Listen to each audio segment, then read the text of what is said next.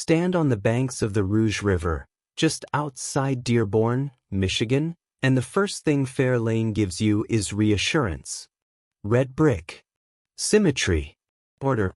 The Georgian Revival facade presents itself as disciplined, rational, almost comforting.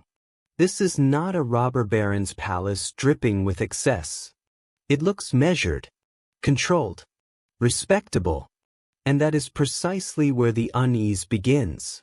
Because Fair Lane was never meant to impress in the obvious way. It was meant to function.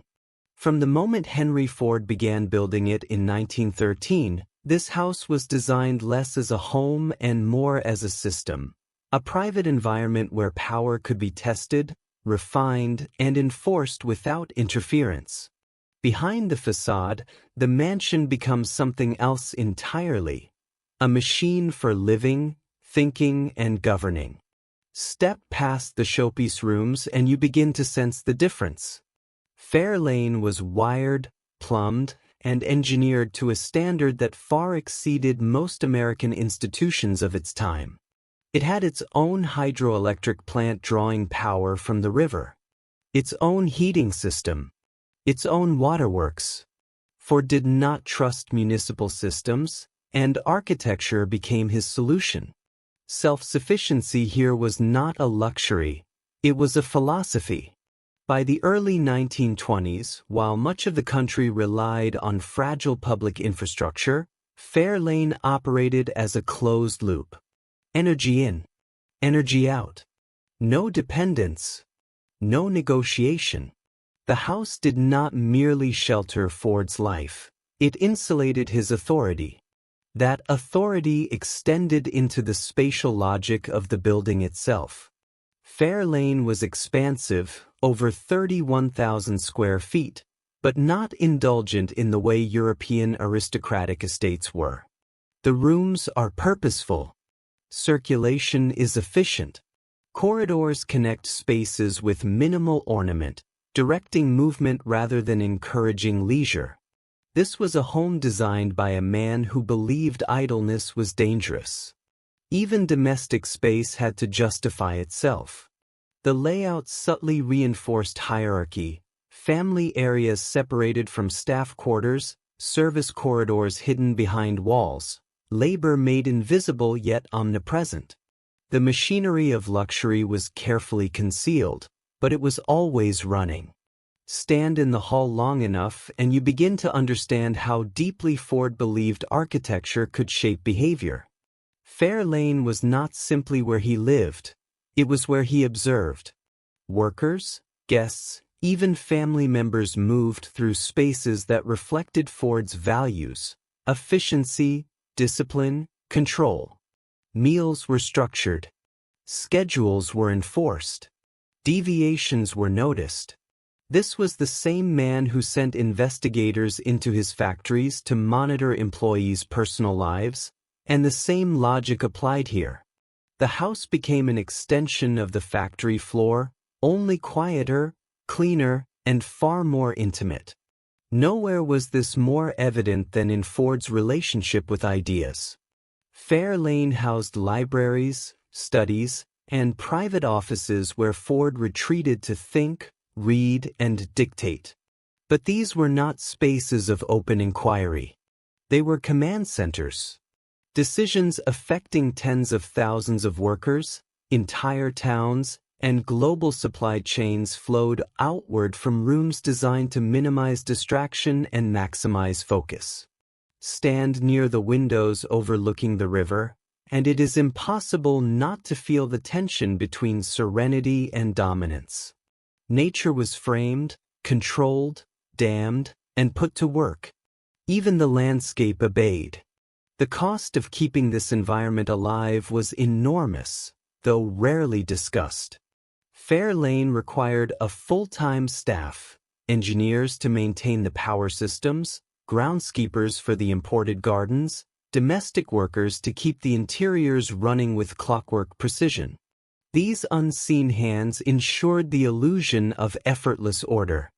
The bill came due daily, in wages, labor, and compliance. This was wealth not as spectacle but as constant expenditure.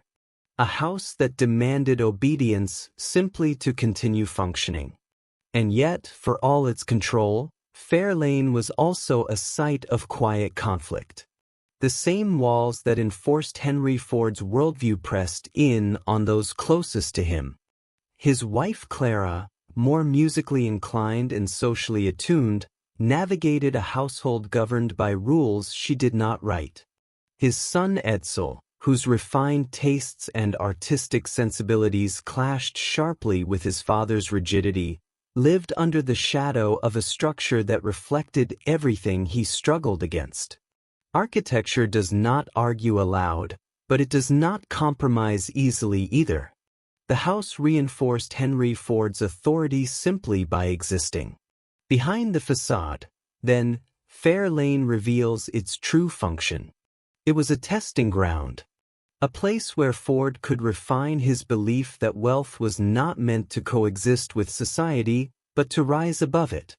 That systems work best when insulated from human unpredictability. That power, when properly engineered, does not need permission. This mansion did not celebrate success, it operationalized it. Every brick, every conduit, every hidden corridor asked the same quiet question: who really paid for this stability? As the years passed and the world outside Fair Lane grew more volatile, labor unrest, economic collapse, war, the house remained stubbornly ordered. That endurance is often praised. But endurance has a cost. The longer the system runs, the more it demands. Maintenance becomes control. Control becomes isolation. And isolation, eventually, becomes fragility. Fair Lane stands today as a monument to genius, yes, but also to the unseen costs of keeping genius in command. Behind the manicured lawns and polite brickwork of Fair Lane lies a system most visitors never see, and that omission is deliberate. Walk the estate long enough and you begin to notice subtle irregularities. The sound of water moving where it should not, the faint vibration beneath stone floors, the sense that this house is powered by something more than utility lines. This is where the story tightens. Because Fair Lane was not connected to the world the way other great houses were. It did not rely on the city. It did not trust the grid.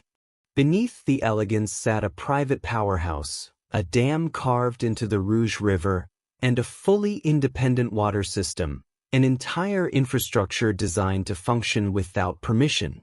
What looks like domestic comfort above ground becomes something far more unsettling below it.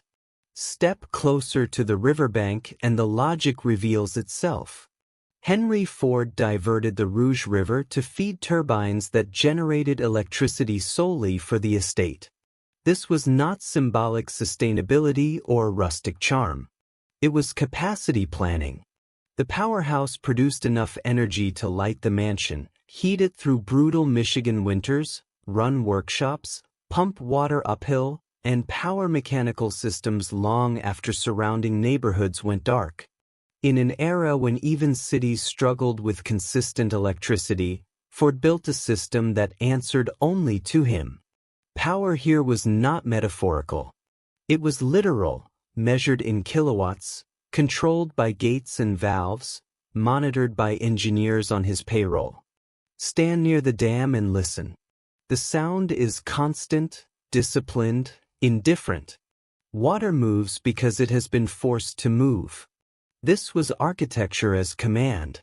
Ford understood that infrastructure creates leverage, and leverage creates freedom from negotiation. While others depended on municipal maintenance crews, strikes, tax structures, and political decisions, Fair Lane operated as a sealed environment. The bill came due internally. Repairs were handled by estate staff. Failures were corrected without explanation to anyone outside the property line. This was independence purchased upfront, then paid for daily through labor, vigilance, and control. The water system followed the same philosophy. Fair Lane drew, filtered, stored, and distributed its own supply. Wells and pumps fed reservoirs concealed beneath landscaped grounds. Pipes ran through walls never meant to be decorative. Pressure, flow, and redundancy were engineered with industrial precision. This was not comfort.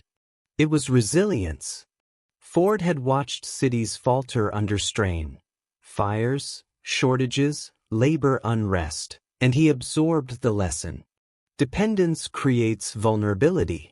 Architecture, if designed correctly, could eliminate it.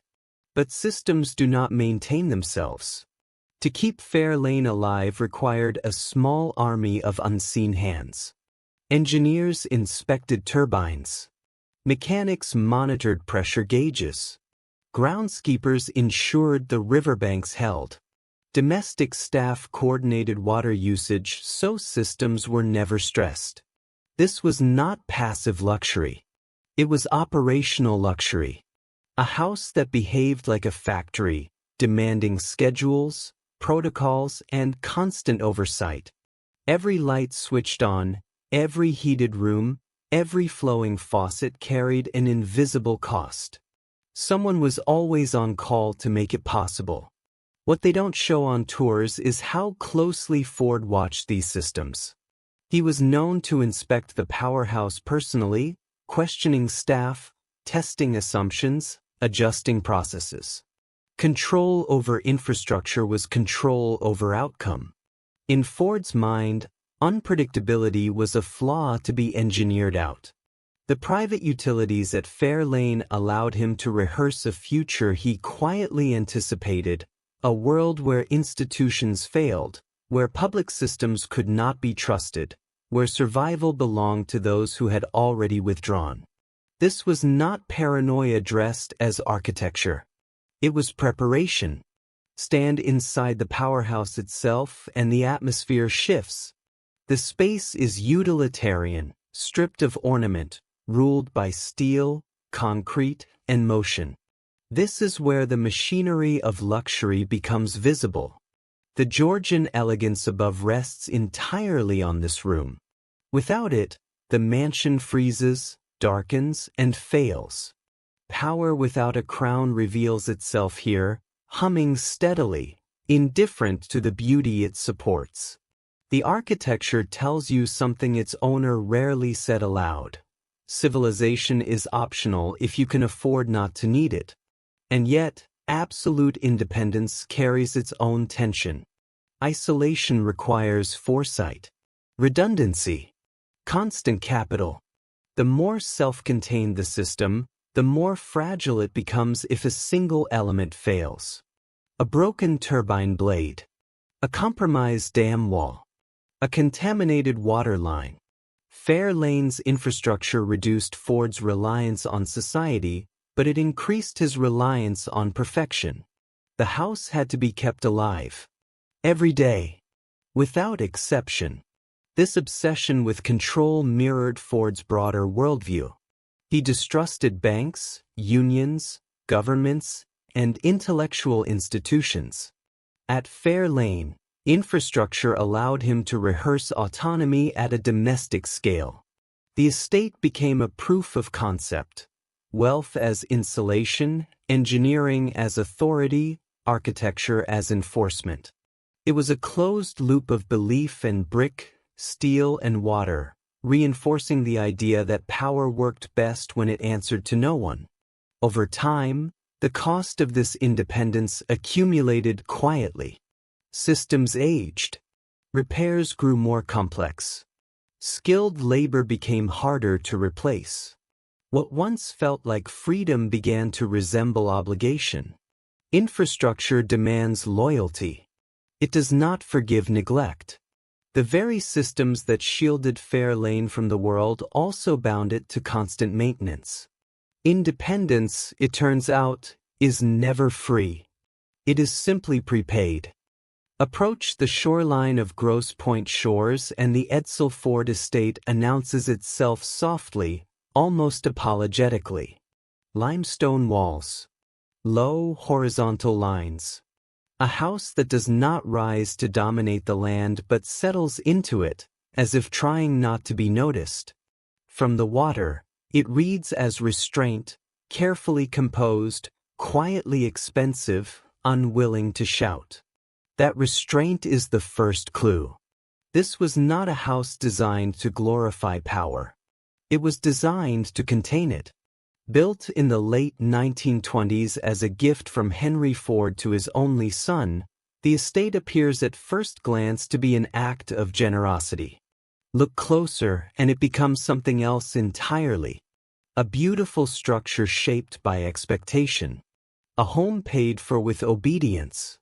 Step past the entry and the atmosphere changes. The materials are exquisite, hand-carved stone, rare woods, custom ironwork, but the layout resists indulgence. Rooms flow logically, almost cautiously. There is no theatrical grand staircase. No baronial excess. Instead, the house seems to listen before it speaks. This was Edsel Ford's taste made manifest, refined, European-influenced, sensitive to proportion and light. He admired modern art, design, and craft. He believed architecture could elevate the human spirit. And yet, every refined decision here exists under the shadow of another man's approval. Stand in the long gallery and notice how the windows frame Lake St. Clair. The view is expansive but controlled, segmented by mullions, measured in deliberate intervals. Freedom appears just beyond reach, always mediated by structure. This is the emotional geometry of the house. The estate was designed to suit Edsel's sensibilities, but financed, sanctioned, and ultimately owned by Henry Ford. That distinction mattered, because ownership is power, and power shapes space long after the drawings are complete. Behind the facade, the machinery of luxury hums with quiet discipline. The estate required dozens of staff members, housekeepers, groundskeepers, chauffeurs, maintenance workers, each with defined roles and restricted access. Service corridors thread behind public rooms, keeping labor invisible. Meals appeared as if by magic. Fires burned without smoke. Floors gleamed without footprints. What they don't show is the daily choreography required to maintain that illusion. Nor do they show who set the rules. Edsel lived here, but he did not govern it. The cost of keeping the estate alive was immense. Maintenance alone demanded constant attention. Stonework exposed to lake winds, roofs battered by Michigan winters, mechanical systems that required expert oversight. This was a house that could not be neglected for even a season without consequence.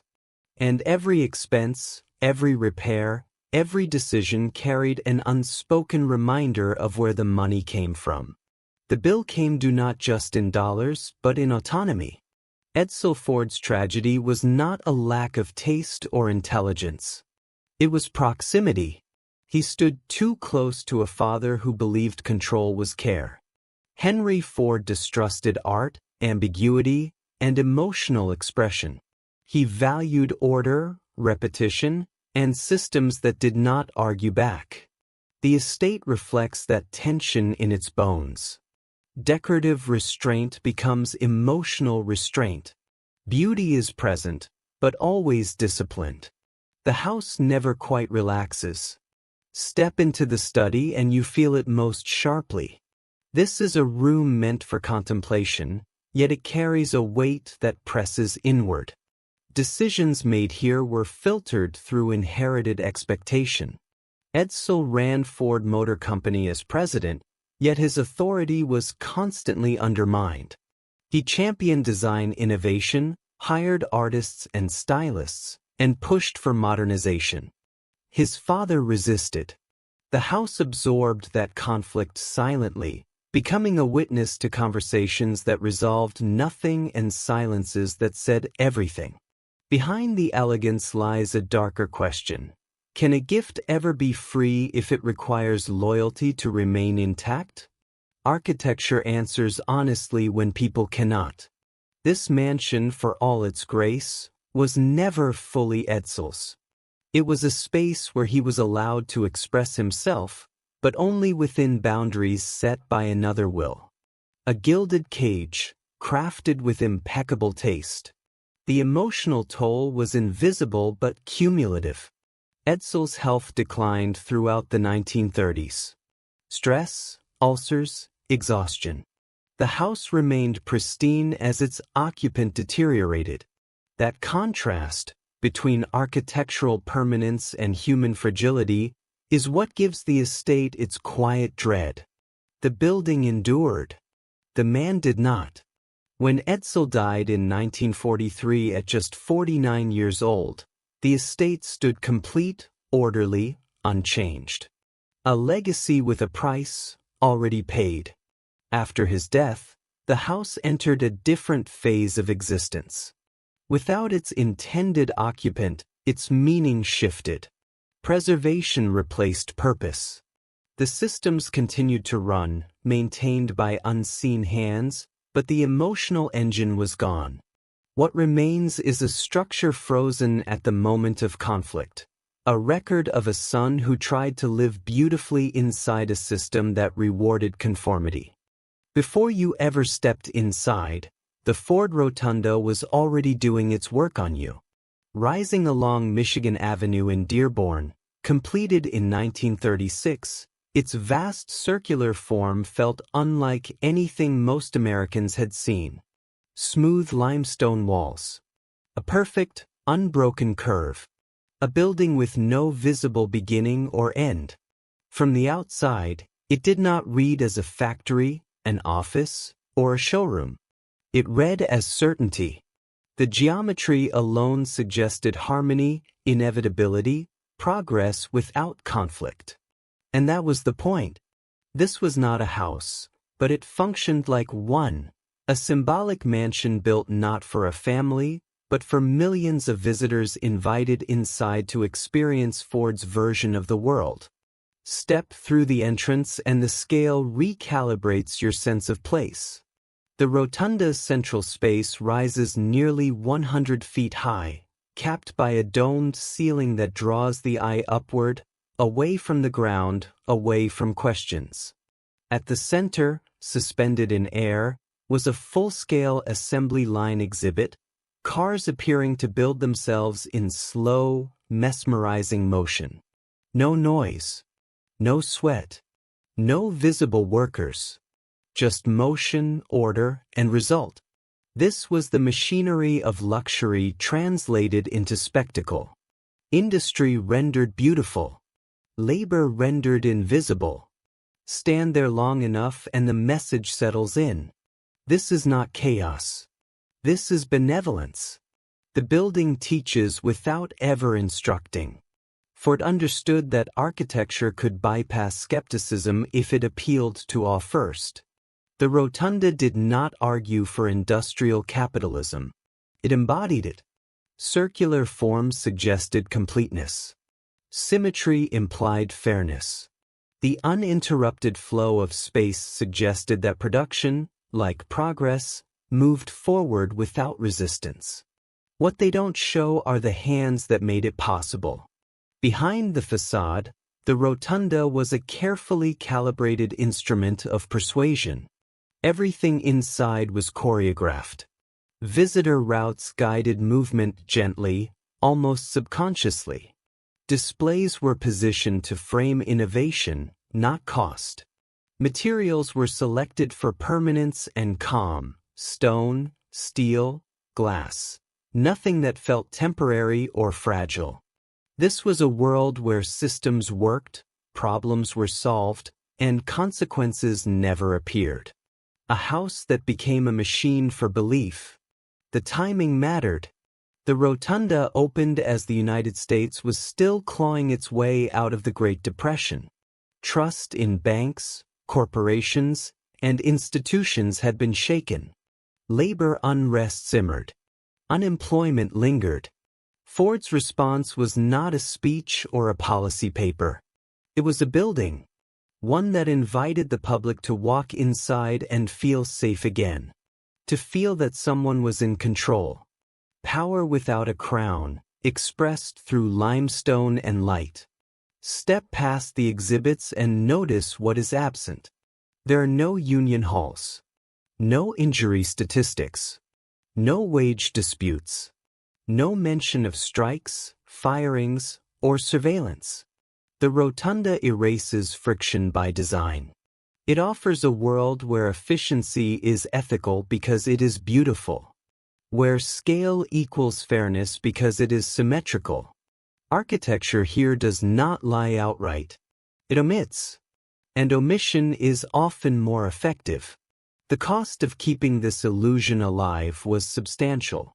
The rotunda required constant maintenance, curators, engineers, guides, electricians, cleaners, an entire ecosystem of unseen hands ensuring that the spectacle never faltered. Displays had to function flawlessly. Lighting had to remain perfect. Mechanical exhibits were tuned daily. This was not passive grandeur. It was active persuasion, paid for continuously. The bill came due in staffing, logistics, and control. What makes the rotunda unsettling is how successfully it worked. Millions passed through its doors over the decades. School children, tourists, foreign dignitaries. They did not leave arguing about ideology. They left impressed, reassured. The building did what speeches often fail to do. It made an economic system feel natural, inevitable, even kind. Behind the circular walls, complexity dissolved into spectacle. Stand beneath the dome and consider how different this space feels from a factory floor. There is no noise here, no danger, no exhaustion. The rotunda abstracts production into choreography. It is labor without bodies, risk without consequence, profit without pain. A mansion for the masses, where everyone is invited to admire the house but no one is allowed into the basement. And yet, the structure itself betrays the tension beneath the surface.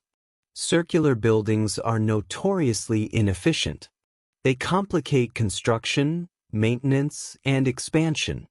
The rotunda's form was chosen not because it was practical, but because it was symbolic. Perfection over efficiency. Message over margin. Ford was willing to pay that price because the return was cultural, not financial. Influence lasts longer than revenue. When fire destroyed the rotunda in 1962, the loss was treated as more than architectural. It felt like the disappearance of a worldview rendered in stone. By then, the public mood had shifted. Skepticism had returned. Trust had frayed again. The world was harder to simplify. The absence of the rotunda left a question hanging in the air. Without the building, could the illusion survive? What remains, even now, is the lesson embedded in its design. Architecture does not merely shelter ideas. It amplifies them. The Ford Rotunda demonstrates how space can be used to smooth over contradiction, to replace debate with experience, to turn power into something you feel rather than question. It shows how a building can become a narrative, and how narratives, once built at scale, are difficult to dismantle. Drive west of Boston into the quiet folds of Sudbury, Massachusetts, and the wayside appears almost by accident. Low timbered roofs, whitewashed walls, a structure that seems to have survived simply by being forgotten. It presents itself as old America, untouched, uncomplicated, waiting patiently for the present to pass it by. That feeling is intentional, because what stands here is not preservation in the neutral sense. It is reconstruction with a purpose. When Henry Ford took control of the wayside in the 1920s, he was not rescuing a building from decay. He was reshaping history into something safer, quieter, and easier to obey. Step onto the grounds and the illusion begins immediately. Gravel paths replace paved roads. Gas lamps glow where electricity could have been installed. Colonial facades line the property like a stage set, each one calibrated to evoke permanence and calm. This is not how America actually evolved. It is how Ford wished it had remained. Behind the facade, architecture is doing ideological work, smoothing out centuries of conflict into a single, curated memory. The original inn dated back to the early 1700s, one of the oldest operating inns in the country. By the time Ford acquired it, the building had already passed through wars, industrialization, and social upheaval. Its scars told a complicated story. Ford erased most of them. He expanded the site into a sprawling historical village, importing structures, rebuilding others from fragments, and arranging them into a version of colonial life stripped of struggle. There are meeting houses, mills, and schoolrooms, but no tenements, no strike halls, no signs of dissent. Labor exists only as craft. Authority exists only as tradition. Stand in the central courtyard and listen to how quiet it feels. That silence is architectural. Ford distrusted modern cities, modern labor movements, and modern politics. He believed industrial America had become unruly. At the Wayside Inn, he could edit the past into submission. Here, work is orderly. Community is harmonious. Hierarchy feels natural. This is nostalgia with teeth. What they don't show is the cost of maintaining that illusion. The Wayside Inn required constant funding, staff, and oversight. Craftsmen were hired to perform traditional labor for visitors, not because it was economically viable, but because it reinforced a message. Landscapers maintained fields as if mechanization had never arrived. Buildings were repaired using old-world techniques that demanded specialized labor. The bill came due in wages and resources, all to preserve an image of a world that never truly existed. Behind the scenes, modern systems quietly kept everything running. Plumbing, heating, logistics. Supplies arrived by truck, not horse. Electricity was hidden, not absent. This was not a rejection of modernity. It was a disguise. The machinery of luxury stayed concealed so that the narrative could remain intact.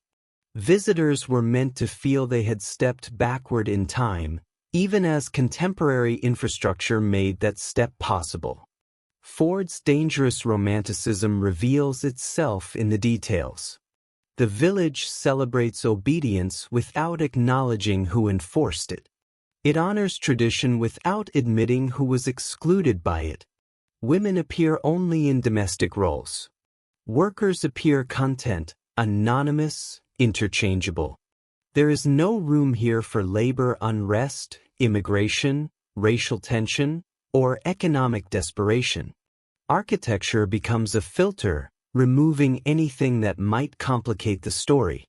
Step past the showpiece rooms and you sense how deliberate the omissions are. There are no cramped quarters, no overcrowded boarding houses, no signs of hunger or protest. The past has been sanded smooth. This is history rewritten not with words, but with wood and stone. A narrative you can walk through, absorb, and leave without discomfort. Ford believed that if people could see a simpler past, they might accept a more controlled present. The Wayside Inn was not a retreat from power. It was an extension of it. By shaping memory, Ford shaped expectation. The message was subtle but persistent. Order works. Tradition endures. Change disrupts.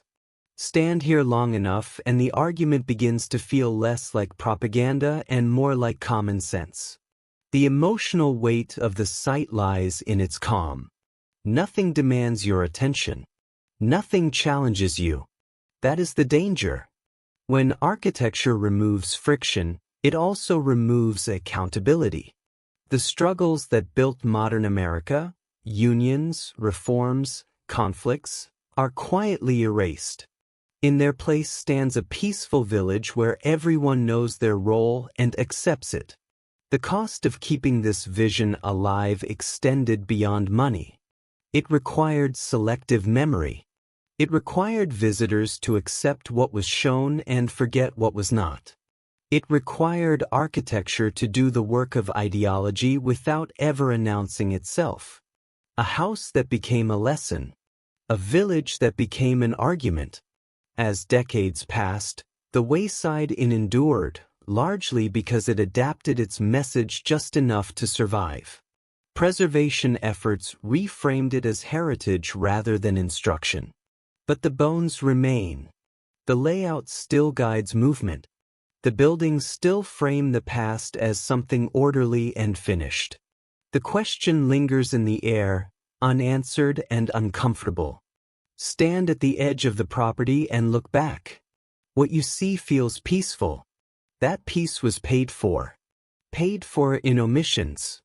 Paid for in labor unseen. Paid for in a version of history carefully edited to avoid dissent. When architecture teaches us what to remember, it also teaches us what to forget. The Wayside Inn does not shout its intentions. It does not need to. It whispers them through timber beams and whitewashed walls, inviting you to agree that the past was better when it was simpler. The real question is whether simplicity was ever real or just carefully built. Walk beyond the formal rooms of Fair Lane and the house begins to loosen its grip on symmetry. Paths curve. Stone shifts underfoot. The river sound returns, softer now, filtered through foliage and distance. This is where many visitors slow down, drawn instinctively toward what feels contemplative, almost humble. A Japanese-style garden, set carefully into the Michigan landscape, appears as an unexpected gesture of calm. But calm here is misleading, because this space was not created to honor another culture. It was created to possess it. Stand at the edge of the garden and take in the stones first. They are old. Older than the house. Older than the country they now sit in. Many were shipped from Japan in the early 20th century, at immense cost and logistical effort. This was not a casual acquisition. Each stone had to be identified, extracted, transported by rail and ship, and reassembled thousands of miles from its original context. The expense alone would have stopped most collectors. For Henry Ford, it was simply part of the project. History, to him, was not something you studied. It was something you moved. Behind the facade of serenity lies a collector's logic taken to its extreme. Ford did not import these stones to understand them. He imported them to control them. In their original setting, they were part of a living tradition, shaped by geography, belief, and time. At Fair Lane, they became components. Objects. Pieces of a composition arranged to satisfy a vision that answered to no one. This was not cultural exchange. It was extraction, executed quietly, elegantly, and without apology. Step closer and notice how precisely everything is placed. Stones anchor paths. Lanterns frame sightlines. Water flows where it has been directed to flow. Nothing here is accidental. The garden functions like a three-dimensional diagram, a controlled environment where nature performs but never leads. This is consistent with everything else at Fair Lane. Power is exercised not through force, but through arrangement, through the ability to decide where things belong and where they do not. What they don't show is the infrastructure required to make this illusion possible. The garden needed constant maintenance to survive Michigan's climate. Imported plants struggled against unfamiliar soil and weather. Stones shifted with freeze and thaw cycles they were never meant to endure. Gardeners were trained to maintain forms that resisted local ecology. The cost of keeping it alive was ongoing and invisible. Beauty here was not passive. It demanded labor, adaptation, and control. Behind the garden paths, modern systems worked relentlessly. Drainage engineered to protect ancient stones. Heating lines discreetly placed to prevent frost damage. Replacement materials sourced to match originals when cracks appeared. This was not preservation. It was management.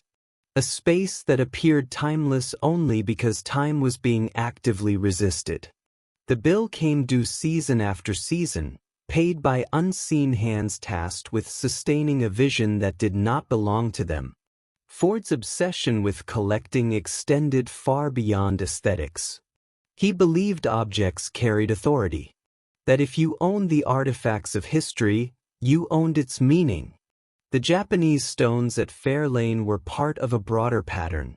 Historic buildings dismantled and rebuilt elsewhere, artifacts removed from context and reframed as proof of discernment. To Ford, possession was a form of understanding. If something could be moved, it could be mastered.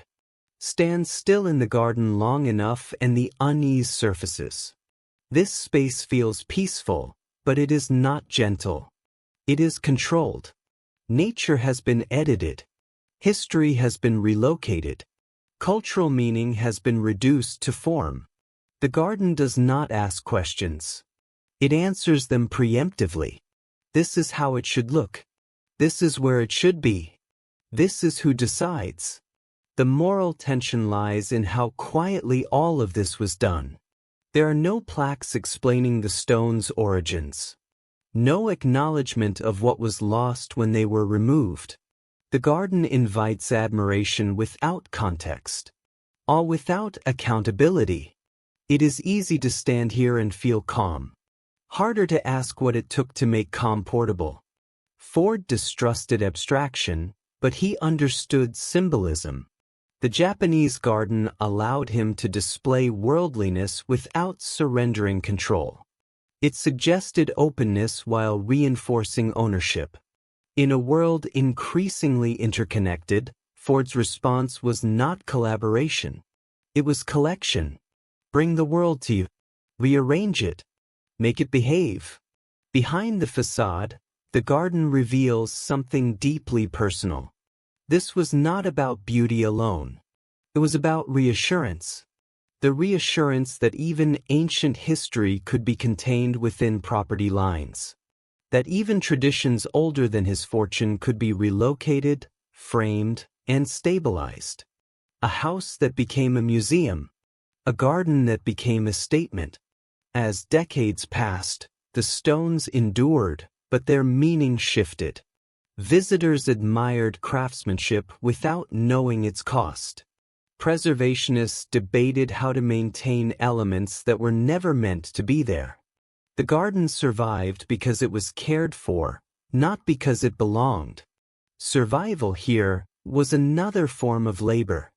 If you want to understand how power actually functioned at Ford's estates, you do not start in the grand rooms. You start where visitors were never meant to linger. Behind the facade of elegance, past doors that blend into paneled walls, are the spaces that carried the real weight of the house. The staff quarters. Narrower halls. Lower ceilings. Quieter rules. This is where architecture stops pretending to be decorative and begins telling the truth. Because while Fair Lane and its sister properties presented refinement upstairs, downstairs they enforced discipline with industrial precision. Step into these corridors and the mood shifts immediately. Light thins. Windows shrink. Sound behaves differently. These spaces were designed to move people efficiently, not comfortably. Servants entered and exited through separate doors, often unseen by guests. Routes were planned to avoid crossing paths with family members. Stairs were steeper, landings tighter. This was not accidental. It was hierarchy rendered in brick and timber. The house itself taught everyone where they belonged. Stand still and imagine the daily rhythm. Housekeepers rising before dawn. Kitchen staff already moving as fires were lit and water heated. Engineers checking gauges and boilers long before the family woke. The machinery of luxury required synchronization. Every task had a window. Every mistake had consequences. This was not domestic service as tradition. It was domestic service as system. What they don't show is how closely these spaces were monitored. Sight lines mattered. Doors aligned to allow supervision. Rooms clustered to make absence visible. The layout reduced privacy and increased accountability. If someone was late, it was noticed. If someone lingered, it was questioned. Ford's belief in surveillance as a tool of efficiency did not stop at the factory gate. It followed workers home, embedded in the architecture itself. Behind the scenes, hierarchy was reinforced through distance.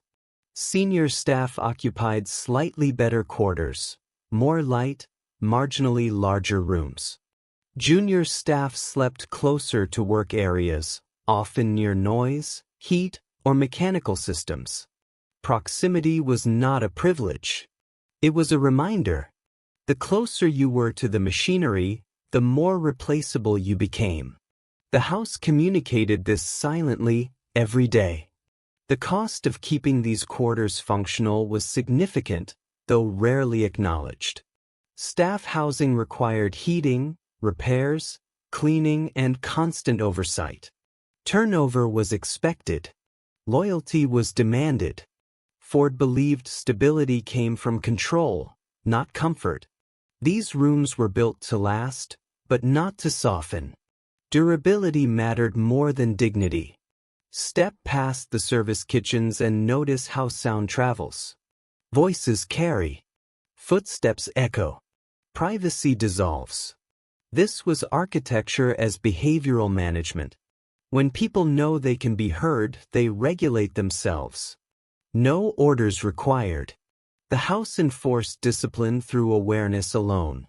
Power without a crown, exercised through walls and floors. The psychological effect was cumulative. Staff learned the rhythms of the house intimately, but the house never learned them back. Their labor made elegance possible, yet they remained invisible within it. Meals appeared. Fires burned. Rooms reset themselves. The illusion of effortlessness depended entirely on these unseen hands, moving constantly through spaces designed to keep them unseen.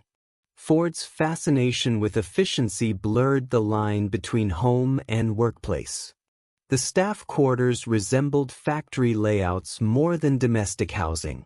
Clear routes, defined zones, minimal ornament, everything justified by function. This was not simply about saving space or money. It was about instilling order. A belief that people performed best when their environment left no room for ambiguity. Stand in one of these rooms and consider the contradiction. Above, wealth expressed itself through beauty and calm. Below, it relied on compression and control. The same estate that celebrated independence and refinement depended on regimentation to survive. The bill came due every day, paid in labor hours, discipline, and silence. What makes these spaces unsettling is how easily they disappear from memory. Tours skip them. Photographs avoid them. Documentaries glide past them. Yet they are the connective tissue of the estate. Without these quarters, nothing above functioned. The house would have failed within days. Luxury here was never self-sustaining. It was managed. The staff quarters also reveal something deeper about Ford's worldview. He believed that systems worked best when human behavior was predictable.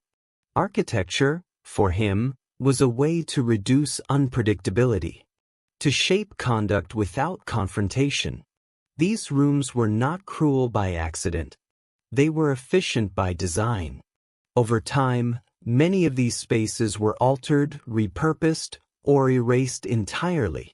Some were modernized, others abandoned, but traces remain in floor plans and structural decisions. Narrow passages that lead nowhere, doors placed where they no longer make sense, evidence of a hierarchy that once governed daily life with quiet authority. Stand at the threshold between the public rooms and the staff corridors and feel the transition. It is abrupt, intentional, a line drawn not with signage, but with proportion. This is where the story sharpens. Because the true cost of grandeur is not found in ledgers or blueprints alone. It is found in spaces built to remind people, every hour of every day, that they were part of a system larger than themselves. The staff quarters do not accuse. They do not dramatize. They simply persist, asking the same uncomfortable question the rest of the estate tries to avoid. When a house becomes a machine, who is allowed to rest inside it, and who is expected to keep it running? There comes a moment in every architectural empire when maintenance stops being ambition and becomes burden. For Henry Ford's properties, that moment arrived quietly, without ceremony, and far later than anyone expected. Long after the man himself was gone, the buildings remained vast, complex, demanding. They stood as if waiting for instructions that would never come. Without the will that created them, the systems began to fail. Slowly at first, then all at once. Stand at the edge of one of these properties after its working life has ended and the silence feels heavier than absence. Roofs sag where constant repair once kept them rigid. Windows cloud and crack, no longer replaced on schedule. Pipes freeze, burst, and stain walls that once hid their function behind paneling. The machinery of luxury does not age gracefully. It decays loudly when left unattended. These houses were never meant to rest. They were meant to operate. What they don't show is how fragile complexity becomes without authority. Ford's estates required armies of specialists, engineers, gardeners, electricians, carpenters, each responding to a system that demanded attention every day. When budgets tightened, when priorities shifted, when taxes rose and public scrutiny increased, those systems lost their defenders. Deferred maintenance is not neutral. It compounds. One unrepaired leak becomes rot. One idle generator becomes corrosion. The bill comes due with interest. Behind the facade, decline reveals the truth architecture tries to hide. These buildings were not timeless monuments.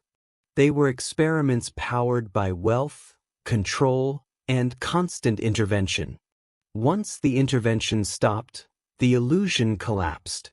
The very features that once symbolized dominance, custom infrastructure, private utilities, sprawling footprints, became liabilities. Heating a mansion built for authority makes little sense when authority is gone. Stand in a long-abandoned corridor and notice how quickly order dissolves. Wallpaper peels. Floors warp. Mold blooms where ventilation once ran continuously. The house no longer disciplines itself. Without oversight, hierarchy vanishes. Rooms merge into one another through decay. Service corridors collapse into public spaces. Boundaries blur. The building forgets its rules. This is where Ford's worldview meets its quiet reckoning. He believed systems could replace trust. That control could substitute for empathy. That efficiency was a moral good. But systems require caretakers. When the caretakers leave, the system does not forgive. It fails. These abandoned properties are not tragic because they are old. They are unsettling because they expose how dependent power was on constant enforcement. The economic shifts after Ford's death accelerated the unraveling. Property taxes rose. Land values changed. Public opinion turned against industrial paternalism. Large estates became difficult to justify, harder to fund, and nearly impossible to repurpose without compromise. Some buildings were sold. Others donated. Many simply lingered, too expensive to maintain, too symbolic to demolish. They existed in limbo, monuments without mission.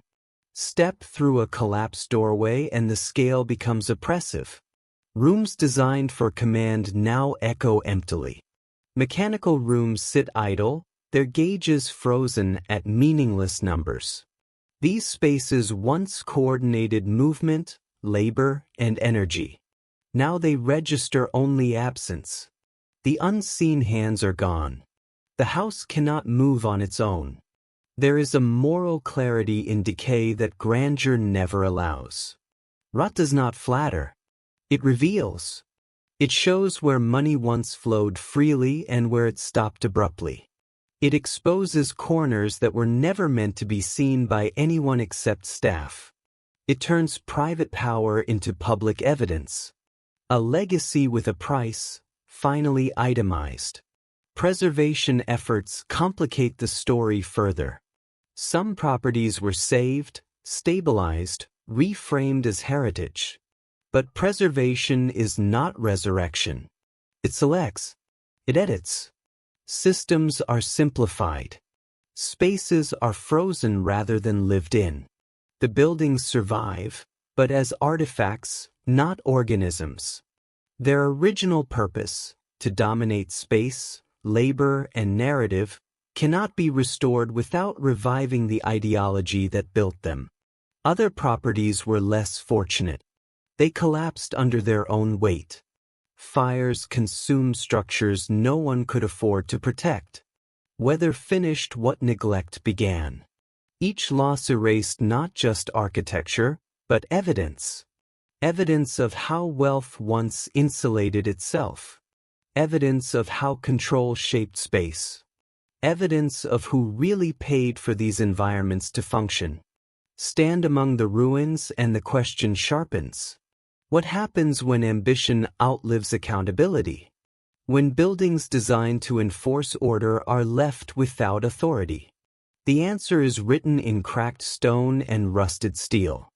Power does not age into wisdom. It decays into maintenance problems someone else must solve. These abandoned properties are not merely failures of stewardship. They are records.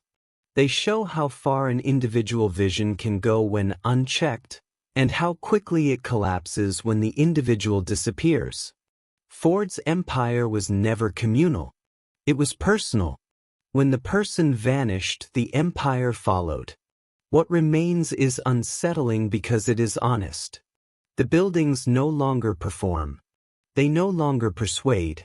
They simply exist, stripped of narrative. Architecture without purpose becomes archaeology. And archaeology asks harder questions than monuments ever do. As you stand before what is left, whether stabilized, repurposed, or crumbling, the story resolves without commentary. Ambition built these places. Control sustained them. Absence destroyed them. The empire outlived the man, but not the idea that created it. And in that silence, surrounded by structures that once demanded obedience and now ask nothing at all, the final question lingers. When wealth builds without empathy and power designs without restraint, what is left when no one is there to keep it alive? Which house should we investigate next?